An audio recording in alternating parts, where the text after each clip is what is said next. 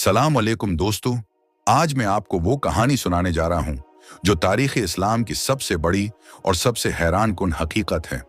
एक ऐसी जंग जिसने दुनिया को ये दिखा दिया कि ताकत सिर्फ हथियारों में नहीं बल्कि ईमान में होती है। लेकिन जरा सोचिए, अगर आपके सामने 1000 का लश्कर हो, तलवारों की खंक, घोड़ों की टापें, नेजों की चमक, और आपके साथ सिर्फ 313 लोग हों, भूखे प्यासे, बगैर जुरा बख्तर, बगैर घोड़े, क्या आप खड़े रह सकते हैं? ये सवाल ही आपके दिल को हिला देता है ना? तो आइए चलते हैं उस दिन की तरफ जब मदीना के मुसलमान एक ऐसे इम्तिहान में डाले गए जिसका फैसला हमेशा के लिए तारीख लिखने वाला था। ये है कहानी जंग बद्र की। रमजान अल मुबारक का महीना था, साल 2 हिजरी। मुसलमानों को खबर मिली कि कुरैश का तिजारती काफिला शाम से मक्का वापस जा रहा है। रसूलुल्लाह ने सहाबा को साथ लिया और निकल पड़े। मकसद जंग नहीं था, बल्कि सिर्फ काफिले को रोकना था ताकि मुसलमानों पर जो जुल्म हुआ उसका जवाब दिया जा सके। लेकिन अल्लाह ने कुछ और लिख रखा था। काफिला तो बच निकला, लेकिन मक्का के सरदारों ने फैसला किया कि मुसलमानों को खत्म कर देना है। अबू जहल ने 1000 का लश्कर तैयार किया। उनके पास 100 घोड़े, 600 जरा बख्तर और बेशुमार हथियार थे। दूसरी तरफ मुसलमानों के पास सिर्फ 313 थे, जिनमें सिर्फ 2 घोड़े और 17 ऊंट, बाकी सब पैदल। रात का वक्त था, वो रात जब मुसलमान मैदान बद्र के करीब डेरे डाले बैठे थे।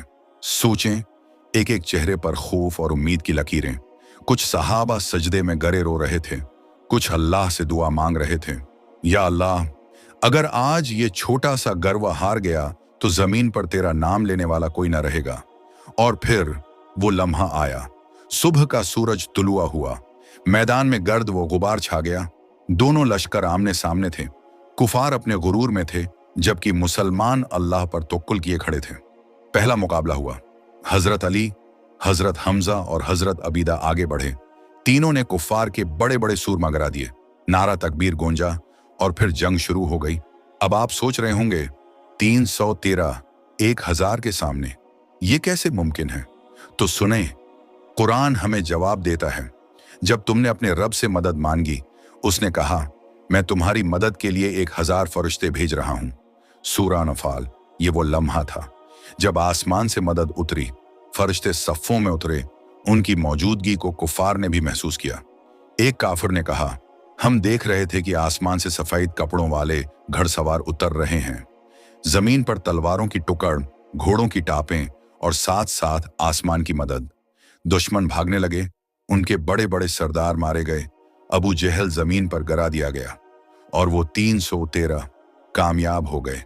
ये सिर्फ एक जंग नहीं थी, ये इस्लाम की बका की जंग थी। अगर बद्र में मुसलमान हार जाते तो शायद मक्का और मदीना में इस्लाम का नाम न रहता।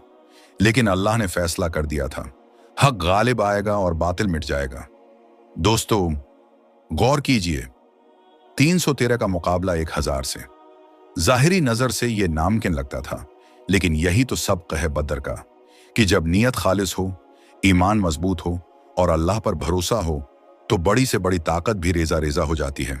आज हम अपने दिलों में ये सवाल करें, क्या हम में वही ईमान है? क्या हम अल्लाह पर वैसा यकीन रखते हैं जैसा बद्र के सहाबा रखते थे?